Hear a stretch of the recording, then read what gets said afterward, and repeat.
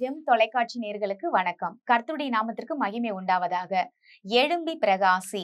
ஏசாயாவின் புத்தகம் 60வது அதிகாரம் 1வது வசனம். எழும்பி பிரகாசி, உன் ஒளி வந்தது, கர்த்தருடைய மகிமை உன்மேல் உதித்தது. எருசலேமை பார்த்து ஆண்டவர் சொல்றது என்ன சொல்றார் பாருங்க. எழும்பி பிரகாசி, ஒளி வந்தது. ஒளி வந்துருச்சுன்னா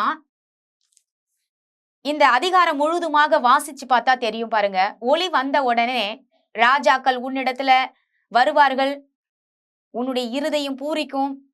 அப்போ ஆண்டவருடைய ஒளியை பெற்றுக்கொண்ட பிள்ளைகளாகிய நீங்களும் நானும் பாருங்க, ஆண்டவருக்கு ஊழியம் செய்யும்படியாக ஒளி ஆண்டவர் நமக்கு கொடுக்கப்பட்டிருக்கிறார். ஆண்டவருடைய மகிமை நமக்கு கொடுக்கப்பட்டிருக்கிறது. எழுந்து பிரகாசிக்கும்படியாக இந்த உலகத்திற்கு உப்பாகவும் இந்த உலகத்திற்கு பாருங்க ஒளியாகவும் தேவன் நம்மை வைத்திருக்கிறார். தேவனே இந்த உலகத்துக்கு என்ன சொல்றார் பாருங்க, அவரே மெய்யான ஒளியா இருக்கிறார். யார்? இயேசு கிறிஸ்து தான் மெய்யான ஒளி. எந்த இடத்திலுமே தேவன் அவர் பிரகாசிப்பிக்கிற ஒளியாக இருக்கிறார். அவரு இந்த இடத்துல பாருங்க, ஒளி என்றால் பாருங்க, எந்த இடத்துல லைட் இருக்கிறதோ அந்த இடத்துல மனிதர்கள் தேடி வருவாங்க. பார்த்திருக்கீங்களா? இருட்டான இடத்துல ஒரு பயம் இருக்கும். ஆனா லைட் எங்கேயாவது இருக்குது அப்படின்னா நைட் நேரத்துல அது பெண்களுக்கு ரொம்பவே பாதுகாப்பு உள்ள இடமாக இருக்கிறது. பெண்களுக்கு மட்டுமல்ல, ஆண்களுக்கும் கூட இரவு நேரத்துல பாருங்க, ஒரு ரோட்ல போயிட்டு இருந்தாலும் நம்ம என்ன செய்வோம் அப்படின்னா, எங்கேயாவது லைட் தெரியுதா, அந்த லைட் கிட்ட போயிட்டு நம்ம வெளிச்சத்துல இருக்கும் பொழுது யாரை நம்ம எதுவுமே செய்ய முடியாது, நமக்கு ஒரு பாதுகாப்பு இருக்கும்னு சொல்லி நம்ம நினைப்போம். அது மட்டும் அல்ல, நம்ம போகிற வழி என்னதுன்னு கூட நமக்கு இருட்டுல தெரியாம இருக்கும். ஆனா அந்த லைட்டை பார்க்கும்போது பாருங்க, நம்ம வழி எந்த வரைக்கும் வந்திருக்கோம், எவ்வளவு தூரம் வந்திருக்கோம், இதுக்கு மேல எந்த வழியில நம்ம பிரிஞ்சு நடக்கலாம்னு நமக்கு தெரியும். தேவனாகிய கர்த்தர் பாருங்க, இந்த இடத்துல அவரே மெய்யான ஒளி. இயேசு கிறிஸ்து தான் மெய்யான ஒளியாக இருக்கிறார். நாம் அவரிடத்துல வரும்பொழுது நாமும் கூட அவர் நம்மளை பிரகாசிக்கிறவர்களாக வைத்திருக்கிறாராம்.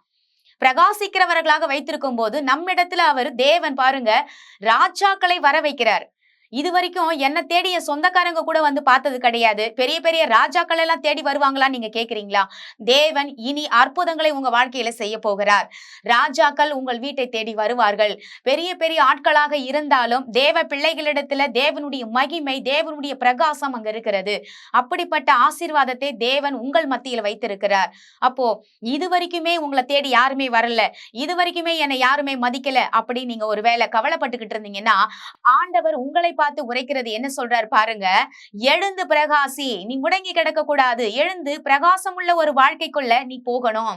ஆண்டவர் இப்படிப்பட்ட மகிமை எனக்கு கொடுத்திருக்கிறார்னு சொல்லி நீங்க மற்றவர்களுக்கு நீங்க ஒரு ஒளி கொடுக்கிற ஒரு பிரகாசம் உள்ள ஒரு வாழ்க்கையை தேவன் உங்களுக்கு கொடுத்திருக்கிறார் என்று நீங்க மற்றவர்களுக்கு வழிகாட்டுகிறவர்களாக இருக்கும்படியாக தேவன் உங்களை வைத்திருக்கிறார். நீங்க அப்படிப்பட்ட எண்ணத்தோடு வாழணும்.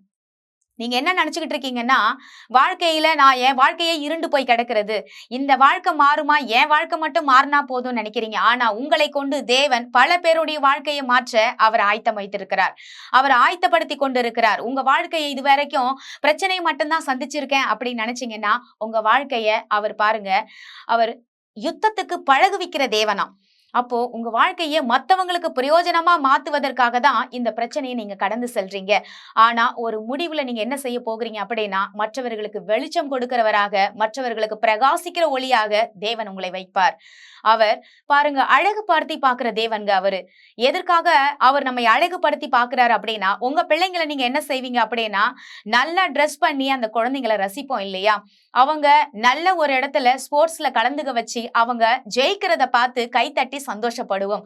அப்படிதாங்க தேவனும் கூட உங்கள் மீதும் என் மீதும் வைத்த அன்புக்காக, அவர் நம்மை ரசிப்பதற்காக, நம் மீது வைத்திருக்கிற அன்பின் மித்தமாக அவர் என்ன செய்கிறார் அப்படின்னா, இதையெல்லாம் கடந்து போக செய்து ஒரு நாள் நம்மை அழகு பார்க்கும்படியாக வைத்திருக்கிறார். இன்னைக்கு நம்ம எழுந்து பிரகாசிக்கும்படியாக தேவன் நம்மை பாருங்க உற்சாகப்படுத்துகிறார்.